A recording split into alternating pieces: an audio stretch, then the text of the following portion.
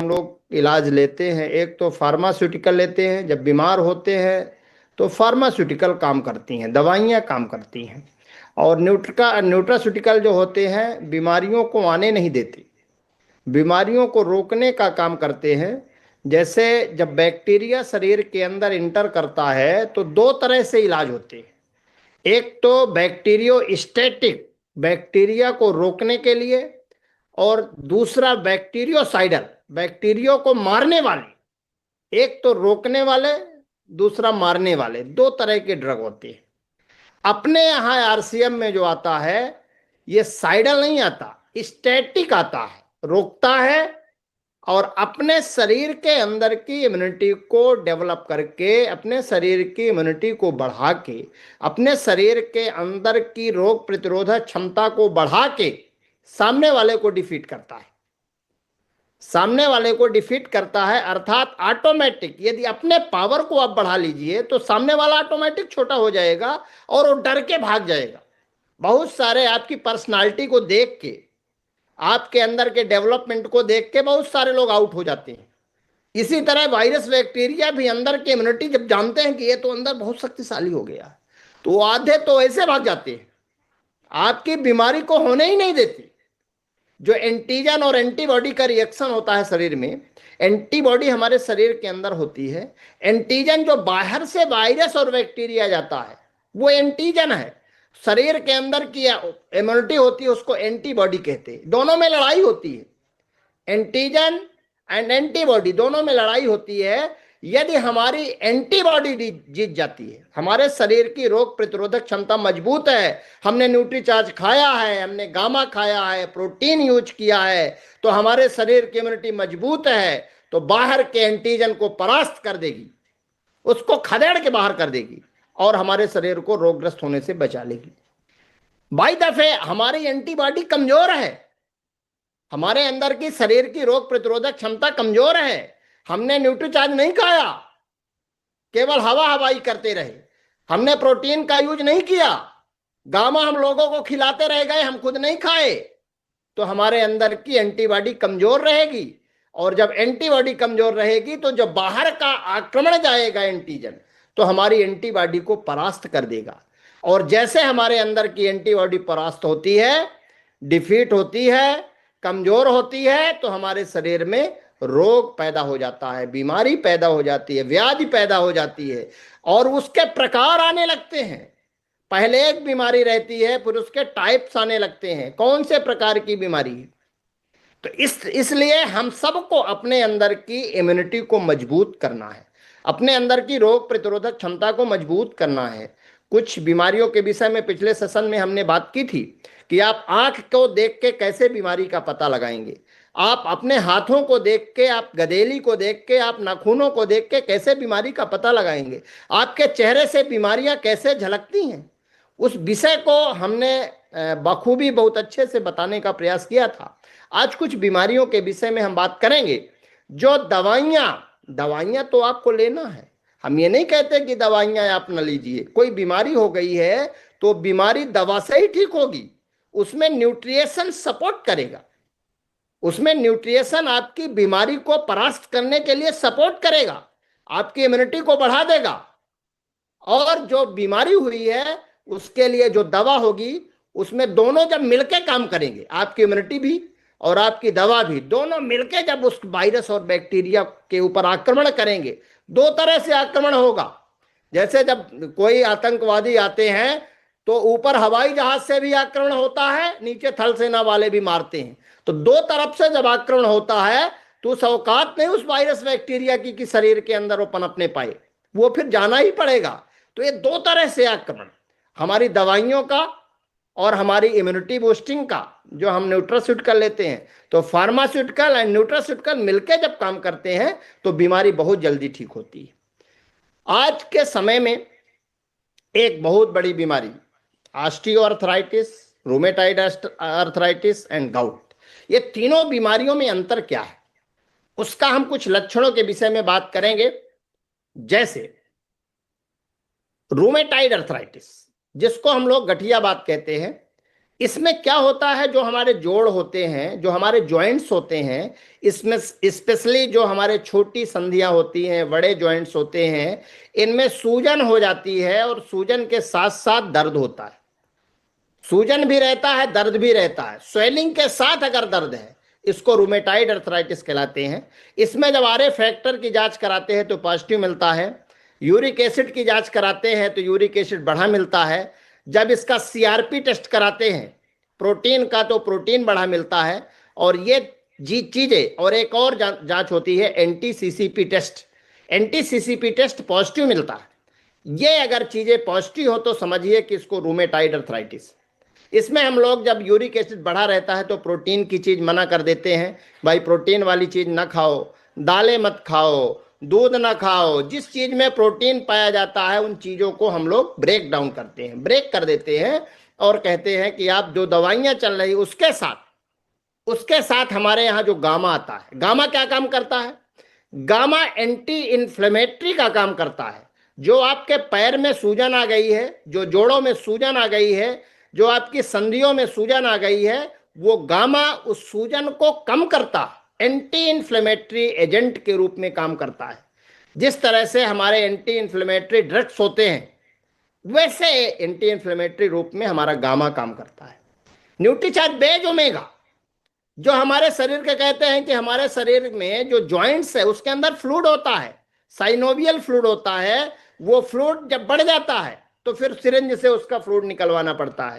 कहते हैं कि सिरिंज से उसका, जोड़ों से उस पानी को निकालो, इंजेक्शन लगता है।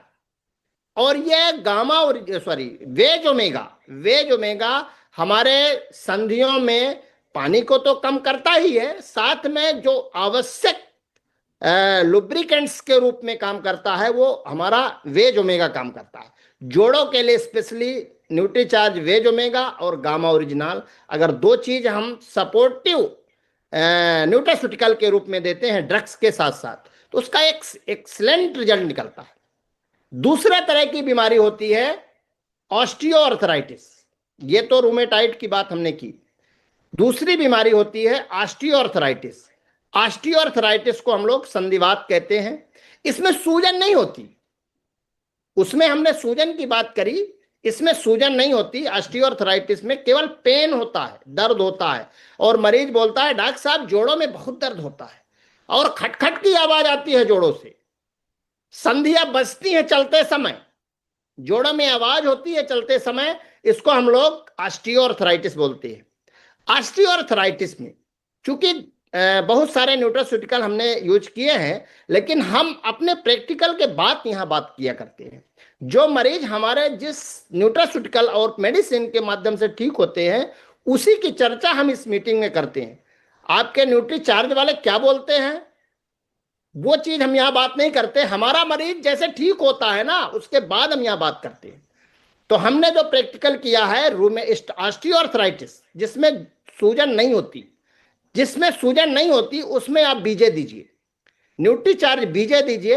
एक टैबलेट आप सुबह नाश्ता के बाद, और उसका जो सैसे होता है, पाउच होता है, उसको दूध में घोल के दीजिए या गुनगुने पानी के साथ आप दे सकते हैं, और टैबलेट के बाद उसको तुरंत पिला सकते हैं। या तो अगर किसी को दिक्कत है तो सुबह टैबलेट दे दे, शाम के पाउच घोल के पिला दे दूध के साथ। गामा ओरिजिनल 2-2 कैप्सूल भोजन के पहले, ओमेगा 1-1 कैप्सूल भोजन के बाद।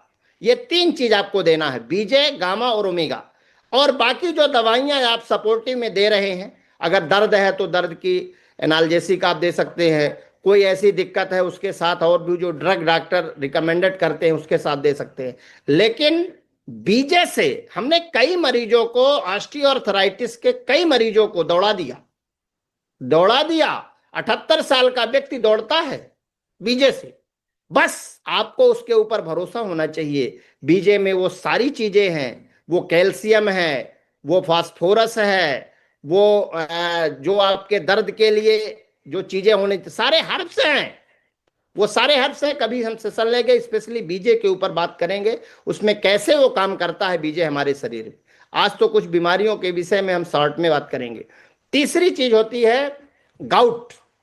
गाउट का मतलब होता है जब यूरिक एसिड हमारे शरीर में 5% से ज्यादा हो जाता है तो उसको गाउट कहते हैं। गाउट को कहते हैं हिंदी में वात रक्त। और गाउट में जब हम यूरिक एसिड की जांच कराते हैं तो बड़ा मिलता है।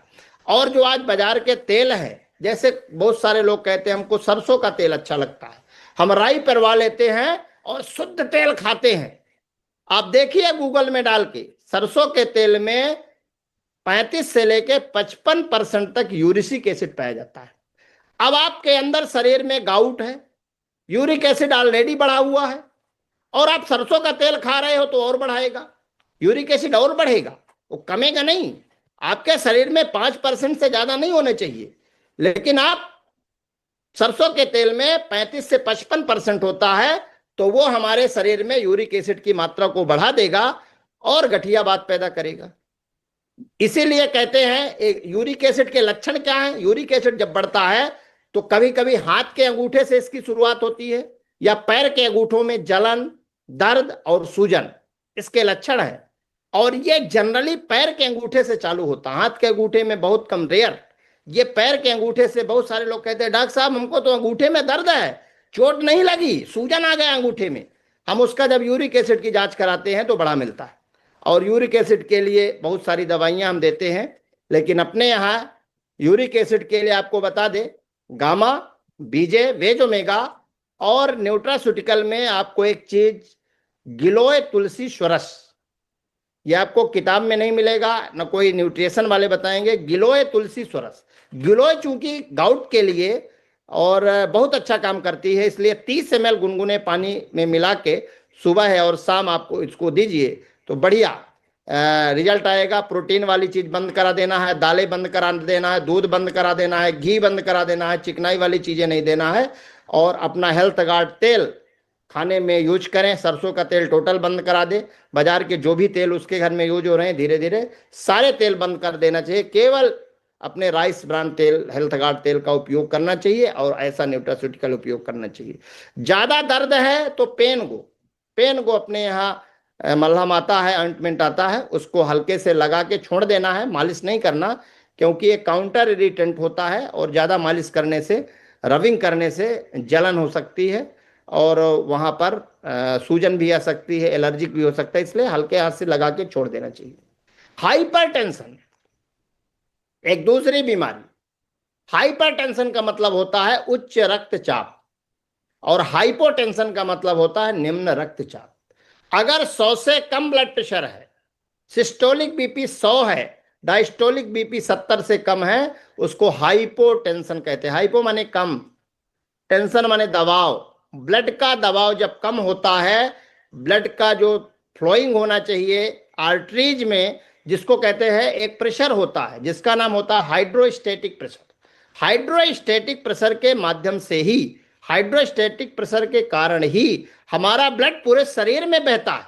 अगर हाइड्रोस्टेटिक प्रेशर कम हो जाए तो हमारे शरीर में, हमारे ऑर्गन्स में ब्लड की सप्लाई कम हो जाएगी। अगर वो हाइड्रोस्टेटिक प्रेशर बढ़ जाए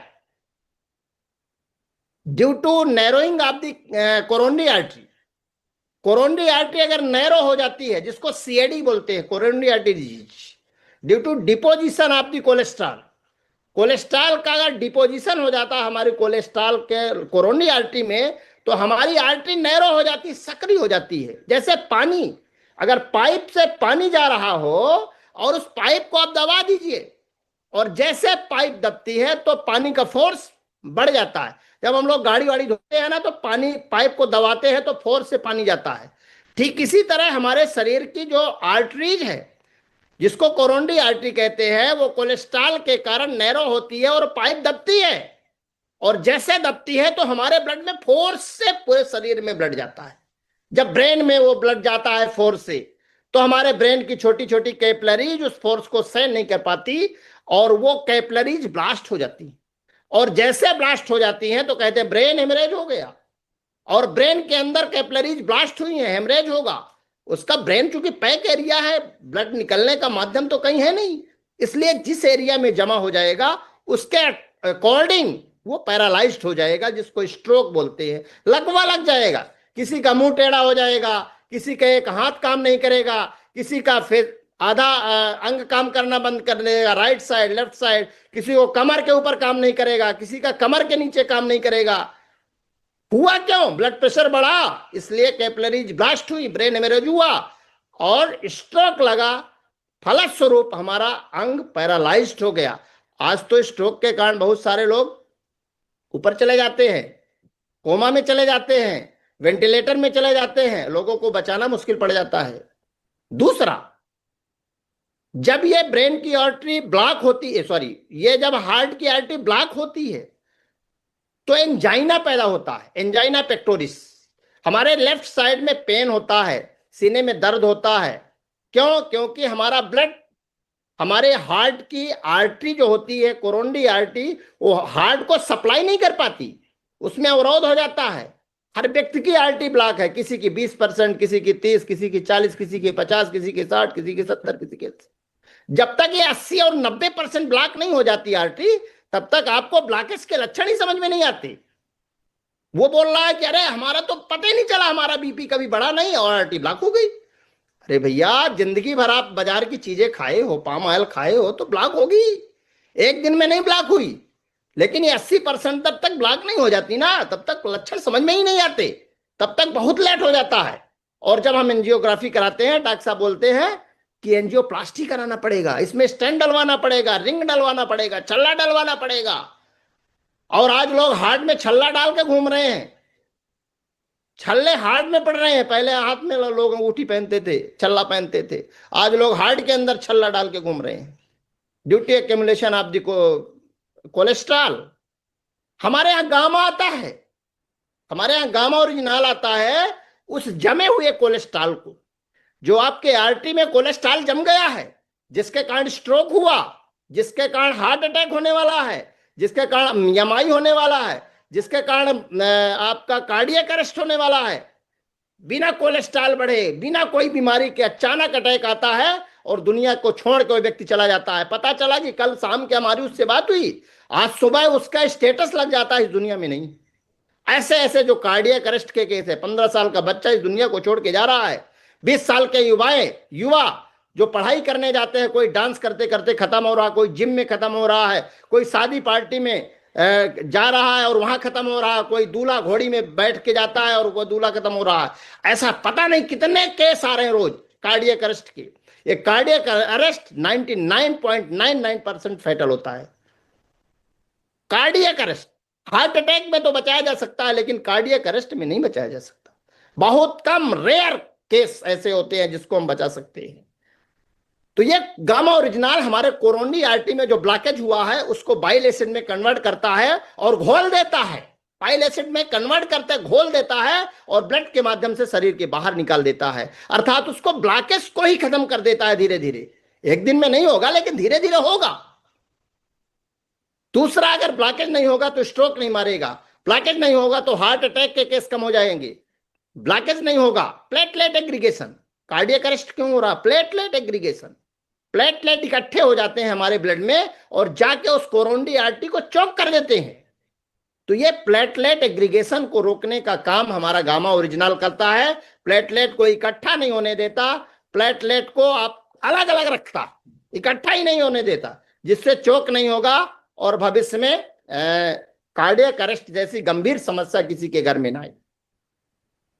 लोग कहते हैं हमको आरसीएम की जरूरत नहीं। अरे भैया, आपको आरसीएम की जरूरत नहीं है, जिंदगी की तो जरूरत है। लोगों की जिंदगी तो बचाइए। ये 2026 जो ये वर्ष है, लोगों की जिंदगी बचाने का वर्ष है, स्वास्थ्य रक्षा का वर्ष है, लोगों को स्वास्थ्य के विषय में जागरूक करने का वर्ष है। और लोगों को जिंदगी अगर हमने बचा लिया, पैसा वैसा तो सेकेंडरी है। जब आपका शरीर रहेगा, हम जीवित रहेंगे, तब ना पैसे की महत्व समझ में आएगा। जब व्यक्ति कोई वेंटिलेटर में होता है, जब कोई व्यक्ति आखिरी सांस ले रहा होता है, उसको केवल एक ही इच्छा होती है कि वो वेंटिलेटर से बाहर आ जाए और अपने आंखों से अपने परिवार को देखे, अपने बच्चों को देखे, अपने माँ बाप को देखे। उसकी केवल एक इच्छा, तो पैसे की इच्छा नहीं पड़ती उसको, धन संपत्ति नहीं चाहिए उसको, गाड़ी घोड़ा बंगला नहीं चाहिए। उसको केवल एक ही इच्छा होती है कि वह खुले आसमान में एक बार अपने परिवार की दर्शन कर ले। हमारे साथ ऊपर वाला ना करे ऐसा हो, लेकिन हम भी एक मनुष्य है, मानव है। अपने भारत के लोग अपने आप को बीमार तब मानते हैं जब डॉक्टर मना कर देता है कि सॉरी, आपका इलाज इस दुनिया में नहीं है। अब इनको घर ले जाइए, इनकी सेवा करिए। डॉक्टर ऐसा जब बोलते हैं तब मानते हैं कि हम अपने आप को हम बीमार हैं। उसके पहले जब तक हम लोग कहते हैं, डॉक्टर कोई सलाह दे रहा है कि भाई ये सुधर जाओ, खान पान से बीमारियां हो रही, एनसीडी, नॉन कम्युनिकेबल डिजीज। आज लगभग 70% बीमारियां जो है खान पान के कारण होती हैं। और खान पान अगर बीमारियों का कारण है तो बीमारियों का इलाज भी खान पान ही है। जिस चीज से बीमारी पैदा हुई है उस चीज से बीमारी ठीक भी होगी। दवा बीमारी को ठीक नहीं कर सकती, दवा बीमारी को कंट्रोल कर सकती है। ठीक अगर करेगा तो आपका खान पान करेगा, आपकी लाइफ स्टाइल करेगी, आपकी दिनचर्या करेगी, आपका रहन सहन करेगा, आपका व्यवहार करेगा, आपका बर्ताव करेगा, आप कैसे माहौल में रहते हैं वो चीज आपका ठीक करेगा। तो सबसे पहला सुख निरोगी काया, दूसरा सुख घर में माया। पहले नंबर पे हमारा शरीर स्वस्थ हो, हम अपने आप को स्वस्थ करें, इसके बाद हम अपने परिवार को स्वस्थ करें। आज दुनिया में वही सौभाग्यशाली व्यक्ति है जिसके घर में कोई दवा नहीं चल रही।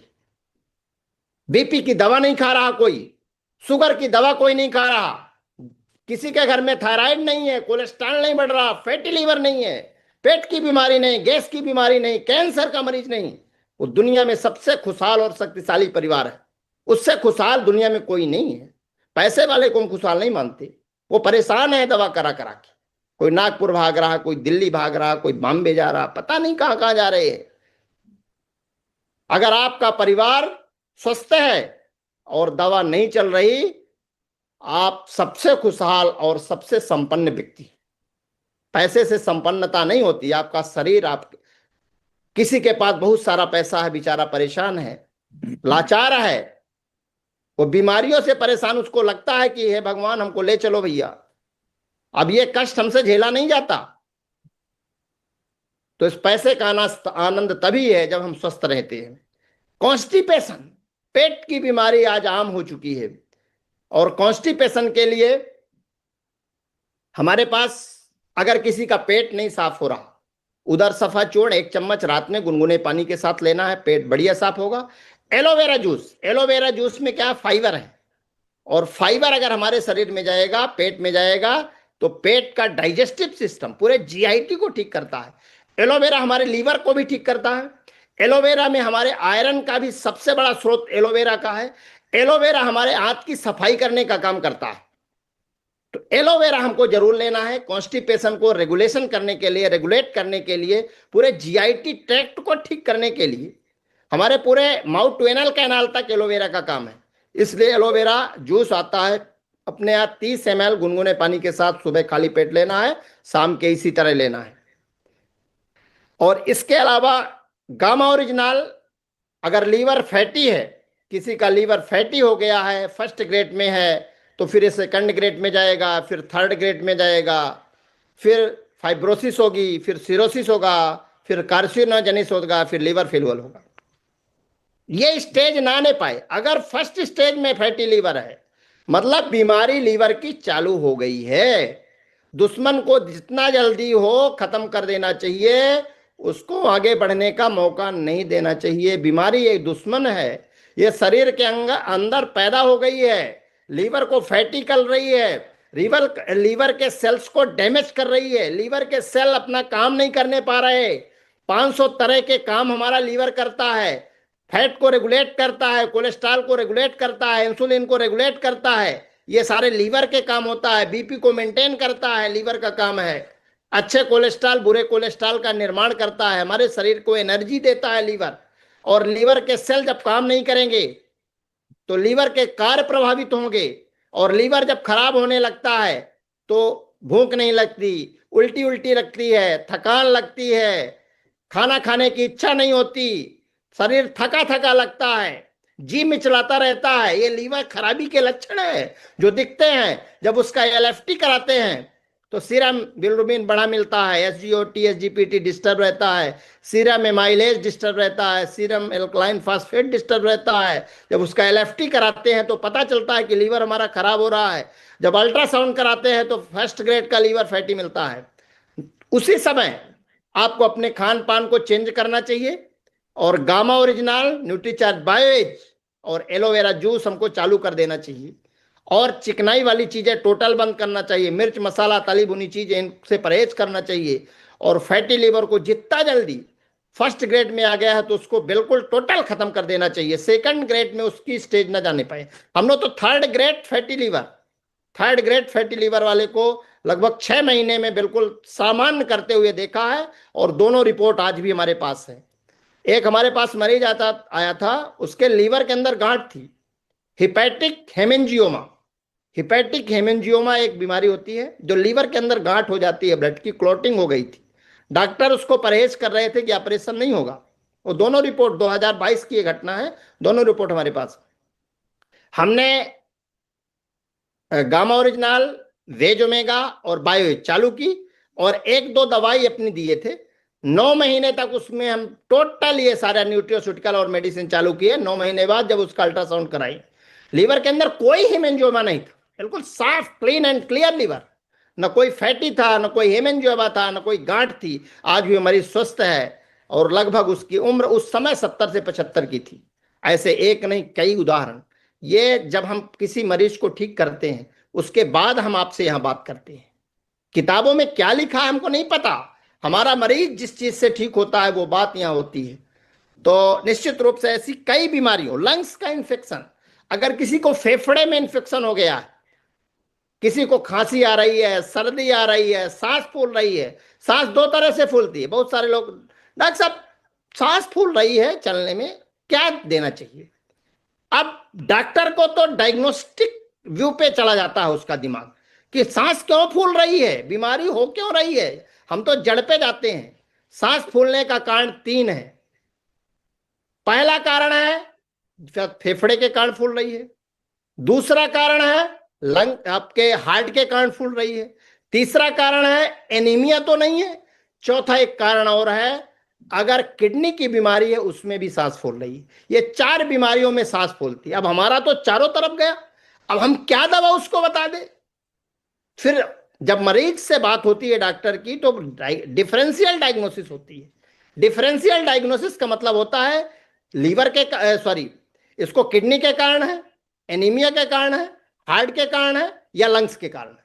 अब हार्ट के कारण होगा तो उसकी अलग मेडिसिन होगी, लंग्स के कारण होगा तो उसकी अलग मेडिसिन होगी, आपके एनीमिया के कारण होगा तो खून बढ़ाने की दवा देंगे, आपका किडनी के कारण होगा तो क्रिएटिनिन यूरिया बढ़ा होगा तो उसका मैनेजमेंट करेंगे। अब सांस, आप मरीज तो बोला सांस फूल रही है, अब डॉक्टर तो चिंता में है कि सांस फूल क्यों रही है। अब सारा प्रेशर तो डॉक्टर के ऊपर। लेकिन जनरली जो 80% मरीज आते हैं, सांस फूलने का कारण लंग्स होता है। हमारी जो एल्वलाई होती है वहां पर इन्फेक्शन होता है, जहां से गैसेज एक्सचेंज होता है, ऑक्सीजन और कार्बन डाइऑक्साइड का आदान प्रदान होता है। जो हम ऑक्सीजन लेते हैं वो एल्वलाई में जाता है, और कार्बन डाइऑक्साइड हमारी सेल से जाके एल्वलाई में जाता है। कार्बन डाइऑक्साइड दिया जाता है और ऑक्सीजन लिया जाता है उन सेल्स के माध्यम से, उसको गैसेज एक्सचेंज कहते हैं। एल्वलाई अगर गड़बड़ है, गैसेज एक्सचेंज करने में, आदान प्रदान करने में सक्षम नहीं है, तो सांस फूलती है। ऑक्सीजन की जब कमी होती है, हाइपोक्सिया जिसको बोलते हैं, ऑक्सीजन की जब कमी होती है, हाइपो माने कम, एक्सिया माने ऑक्सीजन की जब ब्लड में कमी होती है उसको हाइपोक्सिया बोलते हैं। और जब हाइपोक्सिया होता है तभी हमको सांस फूलती है, आभास होता है कि हमको सांस फूल रही है।